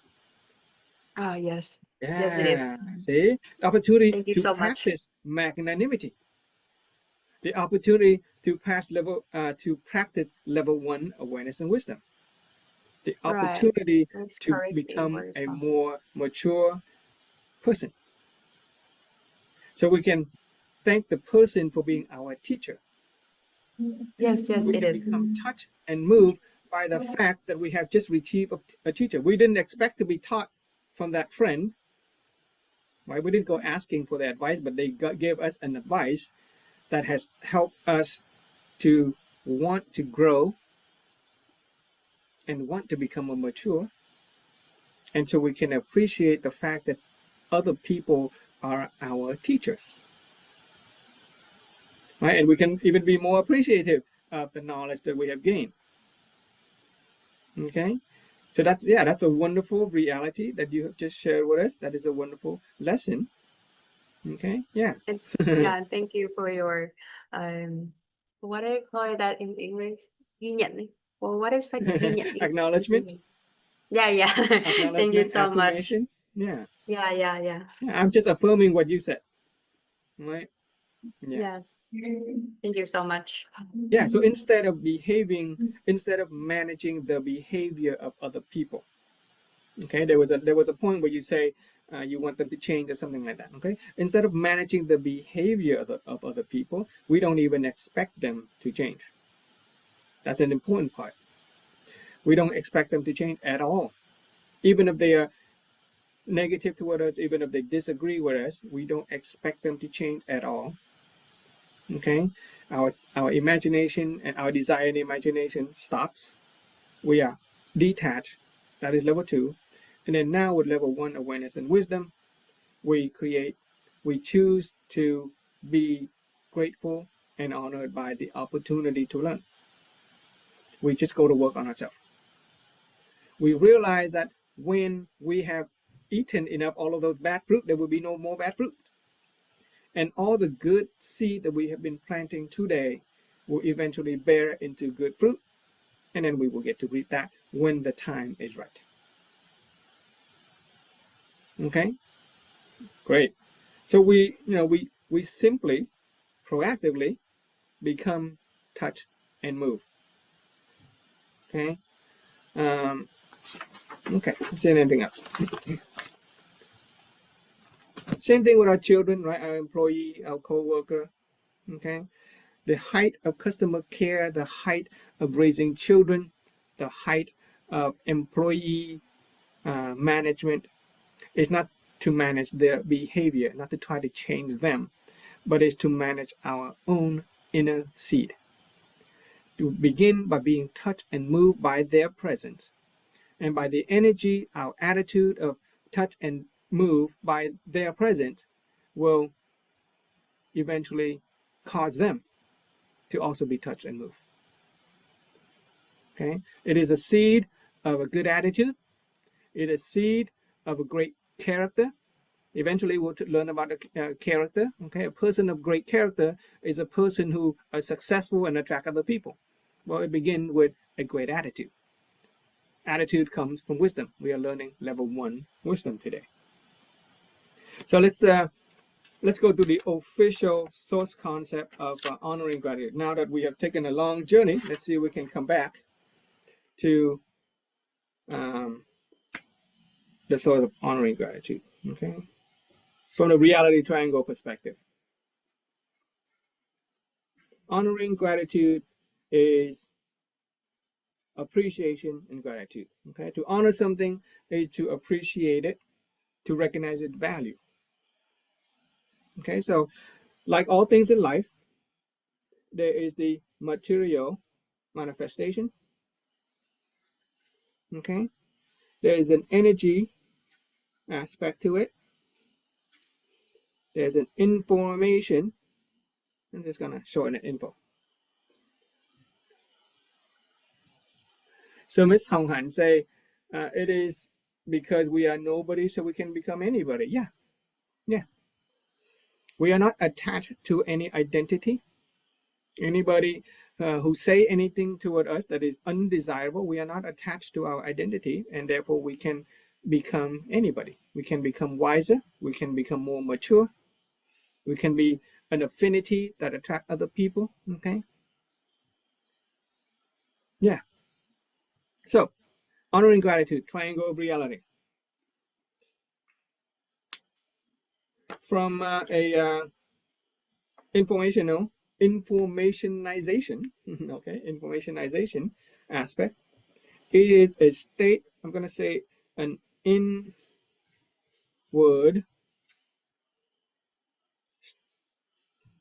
touch and move. Okay, it is an inner state of feeling, inwardly, let's say inwardly touch and move. Okay, the root cause of honoring gratitude, the foundational seed, the informationalization of honoring gratitude is an inwardly state of being touched and moved. That inwardly state of being touched and moved give rise to an energy. And that energy is the absence of taking for granted. Okay, so we're going to make a big cross to represent the absence of taking for granted. Because when we take, touch, and move, it is a light. When the light is present, then the darkness of taking for granted will simply disappear. We don't need to do anything to remove the state of being taken for granted. You can't remove the state of being taken for granted. We simply initiate the light of being touched and moved by. And when we initiate the state of being touched and moved by, the taking for granted will simply disappear. And what we will materialize in terms of honoring gratitude is the recognition. It is a state of being when we can acknowledge, you said the word acknowledge, we can acknowledge the reason for existence. Okay, the reason for existence. We can acknowledge the significance of people.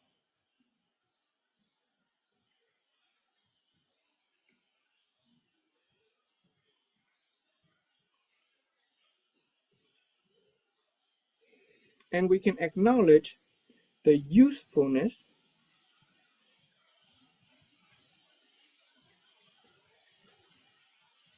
of all things.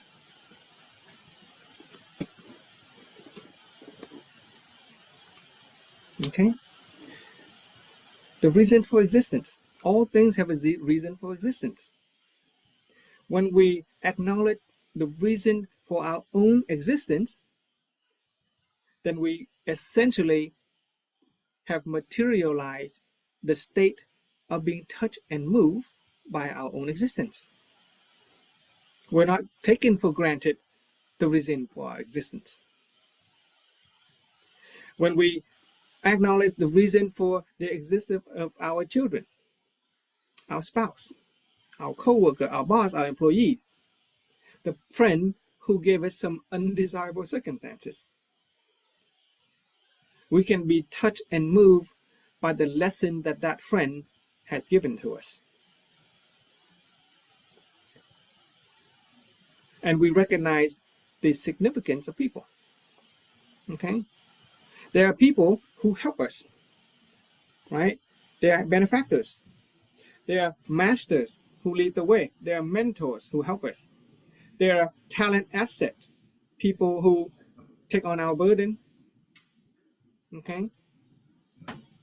And we also recognize the significance of the people that we help, because by giving us a chance to help, we get a chance to create value and a chance to deposit positivity into our good fortune account, and thereby ultimately we're going to attract positivity into our life. The significance of people, even the one who bring us undesirable circumstances. Right? Some, especially the one who give us undesirable circumstances. Those are the people who are essentially trying to teach us how to grow, how to become more mature. They are really the people who are teaching us. Once again, don't be grateful for the pain. Just be grateful that we have learned. And now that we have learned, no more pain and suffering, no more repeating the same mistake. Usefulness of all things. Okay? If we recognize the usefulness of this pen, then we're going to use it, maximize its potential, create value using it. If we recognize the usefulness of our car, we take good care of it. We fill it up, we repair it, we maintain it, we drive it, we create value with it. If we recognize the usefulness of money, oh, that's a good one. Okay, recognize the usefulness of money. Money is nothing more than a medium of exchange. If we recognize the usefulness of money, we ultimately recognize that money is the tool or the mean by which we can create quality of life. We improve our own quality of life of other people, and quality of life translate to health, relationship, inner being, finance. And so we can invest money appropriately, having a how do you say, a meaningful value, okay, meaningful purpose. We have a goal, a plan for a meaningful purpose, meaningful use of money. That is how we honor money. That is how we initiate gratitude toward money. That is how we are touched and moved when we realize that money is a wonderful medium whereby we can create value for other people and for ourselves.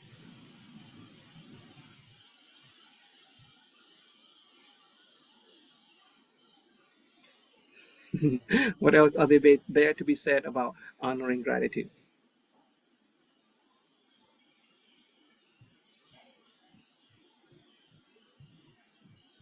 Let's do some mental activation.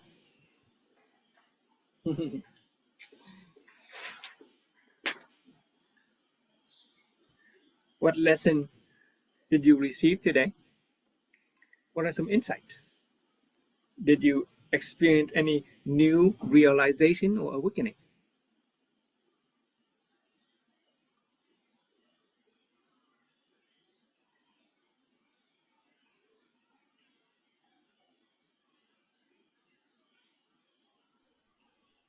Well, for me, honor and gratitude is a big thing.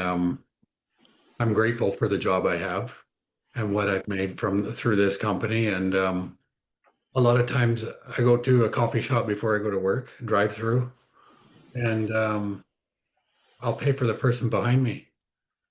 And not because it doesn't matter about the money. It's just when I look in my rearview mirror and I can see them smile. That's a big part for me. Oh, okay. Yeah. Yeah. And yeah, I'm grateful for that smile. Mm-hmm. Yeah. Do that for them. I'm grateful for this little guy over here. Today he came home and he did the laundry without being asked to do. Right? And then he got on the piano and he played and practiced the piano without being asked. And he said thank you. Okay. And he said thank you without being told to do so. He has a wonderful attitude. Okay. Right, Minda? Say hello to the class. Hello. And I'll put your face up front and the camera can't see you. There you go. Hello. Okay. Hello. Okay. Yeah. Yeah. So I'm really grateful to have been able to share the knowledge with you guys. Okay. You guys have been very gracious, especially Ron and Min Dihan for participating today. Tan Tam Phùng Tan Tam, thank you for your for your presence in the Zoom as well. I know it may not be convenient for you to turn on the camera. It is your participation and your contribution to this Zoom that give reasons to my existence. give reason to the Zoom. Okay, it makes me very happy. I feel I get a lot of benefit out of that. I always feel like I get more out of it than what I give.